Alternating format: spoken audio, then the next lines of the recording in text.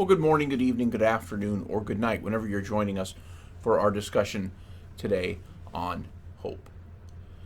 So, the first thing we have to realize when we think about hope is the fundamental thing for Christians is that God loves and cares for the world.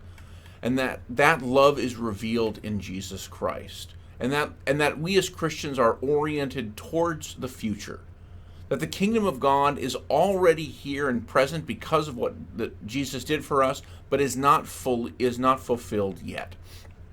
So hope comes for us in our experiences of being able to fulfill all the things that God has promised us, both our material needs and our supernatural needs. And so for our material hope, we find these mostly in the Old Testament. It tends to really focus on the material aspects of our Christianity. So things like health being promised in Jeremiah, I will restore you to health, or a long life from the Psalms, or that we will have descendants, like was promised to Abraham in Genesis, or victory over our own enemies. So in the Old Testament, it's largely about what we're getting from God in this life. But the other type of hope and the other promise that God makes to us are those that are supernatural. These tend to be the promises that we think about when we look at the New Testament. So things like the forgiveness of sins, or that we can love like God does,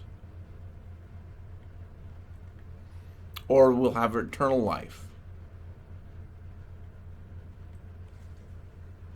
or even salvation.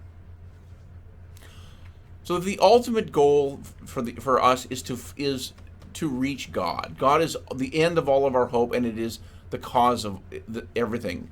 So everything that leads us, everything one hopes for, either leads us to God because God is the creator of all things, right? God makes the material world, or is a consequence of having attained God. If we have faith, if we have salvation, that is a sign that we have attained God in some way, in that relationship that was given to us and mirrored in the life of Jesus Christ.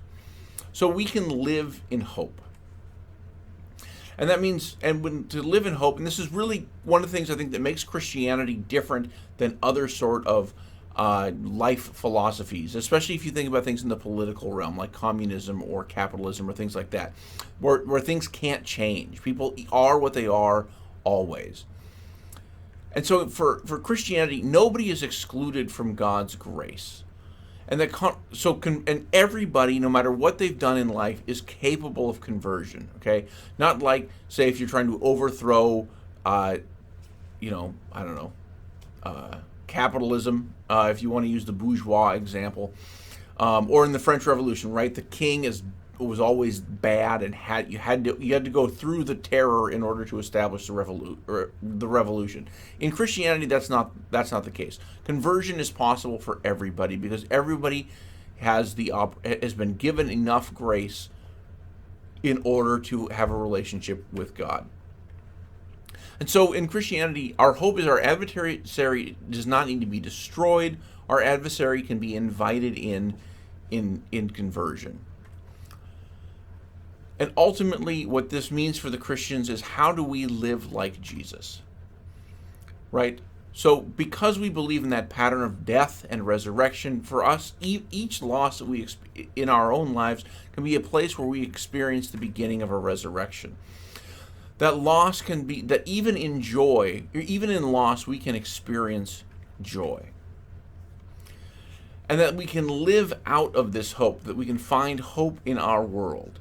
And that means that we can have, when people start to live out of that, they have this sense of awe, of being overcome by the holiness already bestowed on us by God, or confidence that life is not in vain. That life ultimately has meaning and is important and is worth living. Whether or not today or even for a period of years, we can have trouble feeling that. So I hope you enjoyed this brief primer on hope, and that this will help you set you up to write your very last section. Good luck.